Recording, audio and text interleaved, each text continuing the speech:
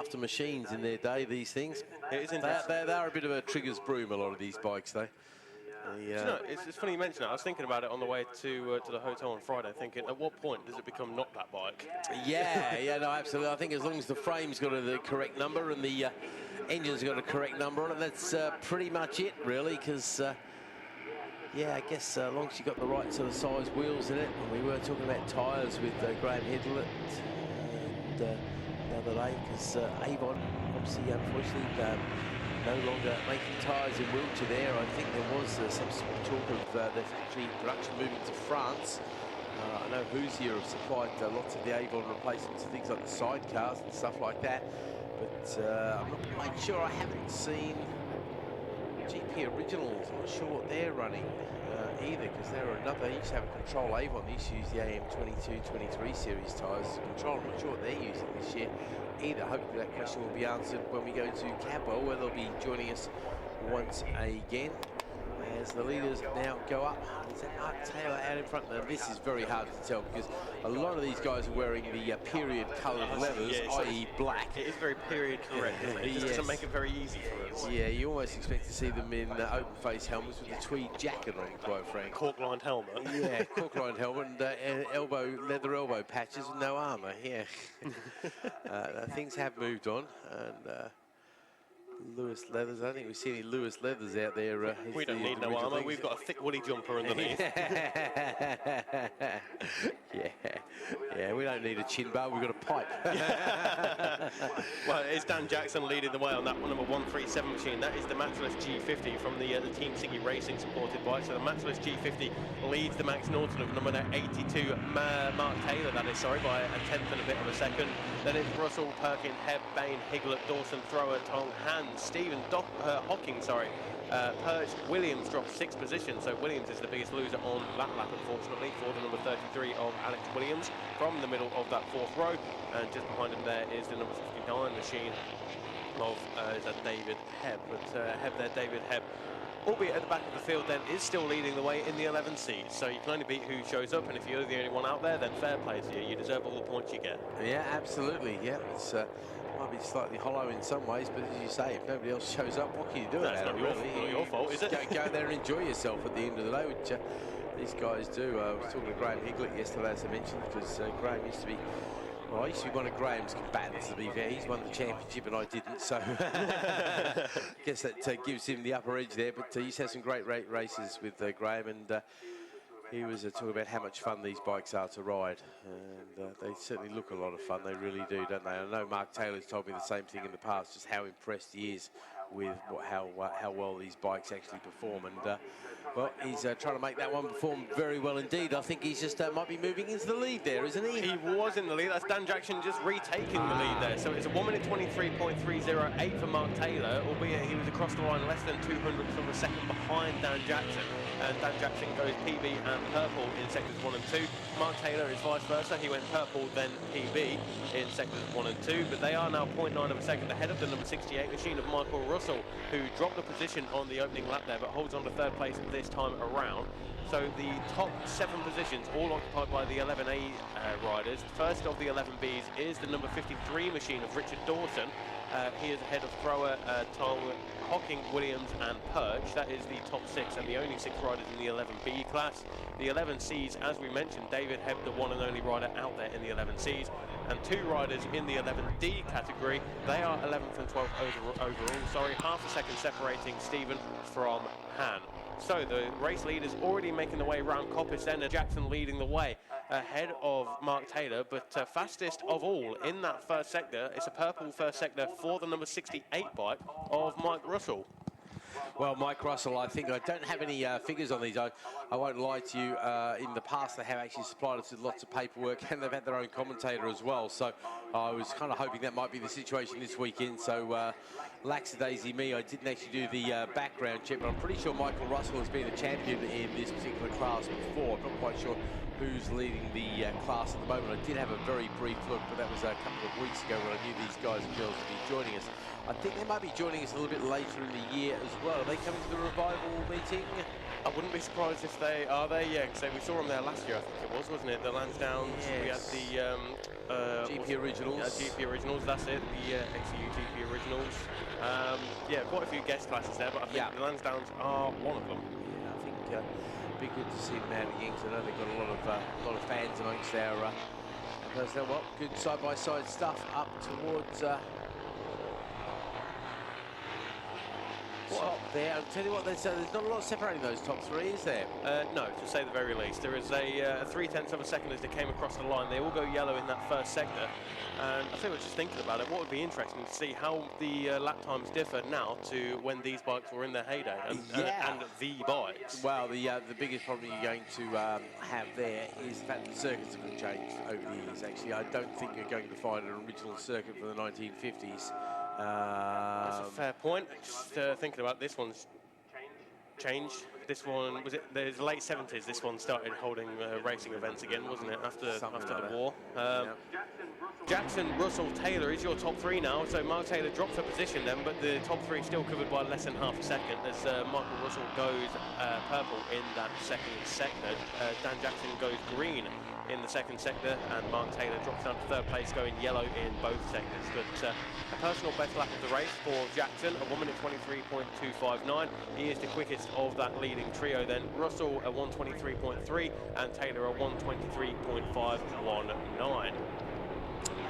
Yeah, I'm just having a quick think about, we're talking about the circuits. Obviously, Brands Hatch, we've had a resculpturing of Graham Hill about 25 years ago or so. I remember we were the first people to race on that circuit. They were still resurfacing it the night before. We didn't have a Friday practice then. We all turned up on the Friday to race, Friday evening to race on the Saturday. And there was lots of orange lights on the track, so they got the circuits ready for us in the morning. Cadwell, of course, got the addition of the chicane as well. Obviously, we don't run without that chicane anymore. So, and the same at Alton Park too. We had the chicane put in there many years ago as well. So Britain's and his's. Yeah, that's right. So I don't think that would be the hardest thing about saying, you know, that was then, this is now. What are the differences in time? And I don't go on. Mallory. Take out Edwina's and the bus stop, and that's pretty much it. Yeah, that's pretty much the whole circuit, though. That's a fair point. And did anything this classy ever actually race at Mallory Park? Oh, I don't know. How long's Mallory Park been there as well? I'm not sure that's old enough to actually have been there when these guys were I'm sure they'd have been racing definitely in the 60s. I can't remember, but you know, it's kind of showing the amount of time ago it was. I remember my granddad saying, I think he was there when it was Agostini and John Cooper. Okay, cool. Were having a battle there, so that would have been race of the year in the late 60s. Yeah. Because that used to be a big race. Funny enough, I saw Mike Hailwood's last set of leathers Mike Hailwood ever saw. I saw in a boardroom at Oxford Products. They did actually offer to buy them for £5,000, but they turned me down. Turned out that's what they paid for them. But he crashed at the hairpin at Mallory Park. It was the last ever crash that Mike Hailwood had. So, oh, really? Or in that set of leathers, I believe. So yeah, so yeah, a bit of a history there. Lookwell leathers. There we go. There's a blast. I think they were a Dutch company. Not sure about that. Anyway, what I am sure about is that Michael Russell has the fastest lap as well as the race lead with a 1:22.580. That was the last time around. They've now tripped the timing beams over the back. B this time is Graham Higlett, who is down there in uncharacteristic 7th place at the moment. So Higgy's relatively a long way off the pace. Certainly was close to the podium yesterday. Here come that leading trio. Then they were separated by 0.950 over the line last time. 0.575 this time. No change between the top three of them. All into the 23s there, high 23s as well. Apart from Taylor, who does a mid 23 with a 23.5. Perkin up next is Matt Head, then Bain, Higlett. So again, no changes along the way there. A few PBs coming in. Most of the dots that are appearing in front of us are all yellow. Waiting for Dawson, the leader in the 11B class. Again, I'd like to know the difference really in the classes there. And then we've got Thrower, Tog, Williams, Stephen, Hocking, Mann, Han, Perch, and Hebb. So Mike Russell continues to lead. Yep, absolutely. The gap between the leader and second place there, 0.133, and then the gap between Jackson and Taylor, 0.442. So for all you maths fans, that's 0.575. As you say there, Keith, the gap between the top three. Everybody holding station further down the order then, as Hocking and Han come across the line. Of course, that is 11B and 11D. Han's still there second in the 11Ds, the second of two 11D riders out there, but it's a purple first second time for Jackson. So yeah, he's doing something about it. I wonder the 137 showing us leading. So he's leading the race. Yeah, that's absolutely. Right. So back marker as well there. They're going to catch the back marker before they get to red gate or at red gate. I think it's going to be at red gate actually, mate. So that could have a bit of influence. They all dive down the inside. Back marker knows he's being passed, stays out of the way, but third place man, Mark Taylor loses out quite badly there. So he's going to have a bit of a catch up and a hurry up to go, because they were 0.787 across the line there, but I think he's probably lost half a second going past that back marker there. But you're right, that is Jackson there ahead of Michael Russell, and Jackson with the not the fastest lap of the race, but first or best fastest, and only about a tenth of a second slower than the best lap of the race. Bergen there still in fourth place, a relatively lonely fourth place here. He's holding off Mr. Matt Hebb there behind him. Probably the loneliest one of all is the 11B top front runner there.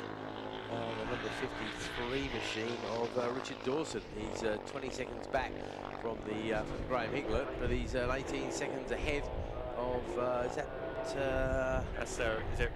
Rich Thrower? Martin Thrower, there we go. Sorry. That's all good, no problem. It's all good. Martin Tong as well, I think, isn't it? It says Stuart Tong, there we go. Lots of new names. I suppose an advantage of having a lonely ride there for Dawson is that it's not very often you get Donington Park to yourself in effect, really, is it? No, it's always a nice feeling when you've got the empty track in front of you as Russell and Jackson come across the line. So one lap to go between the two of them. So they swap places there. It's Michael Russell who takes over the front running from Dan Jackson. So Dan Jackson knows he's got to do the hurry-up thing. Mark Taylor has indeed dropped to around about half a second lost on that lap. So he now drops to 1.25 seconds behind these two. So he's pretty much out of it. Jackson and Russell raced each other for quite a long time on these machines. Total respect for each other. Not quite sure who has the upper hand as a rule. Certainly yesterday they were pretty even Stevens, both getting a second and a third. So now they're arguing over the win. That'll be a third place for Taylor. So I'm guessing the points table is going to be pretty close between these guys as well. And look, side-by-side stuff as they go up towards Coppers there. Who's going to trip the timing beam first? We'll get the lights going out in a certain order in a moment. Oh yeah, it is Jackson back out in front of Russell there. But we are talking fractions of a second. Surprising one of them has a slight advantage over the other as Thrower, Tong and Williams, or Tong, Thrower and Williams actually in that particular order come across the line. Again, half a second separating those three machines. Just waiting now for the rest of them to come over. Stevens and Hocking over the line. Again, a close battle there. But here comes the leading trio. It's a leading duo, really, because I'm afraid Mr. Taylor's dropped off the back of it. But it is Michael Russell there with a 22.786 in the last lap there. So he throws everything at it. And he comes across the line ahead of Dan Jackson there. Taylor does indeed take the third place. Then it is Perkin, Hebb, Bain, Higlett, who holds off Dawson. Will be along very shortly. Okay.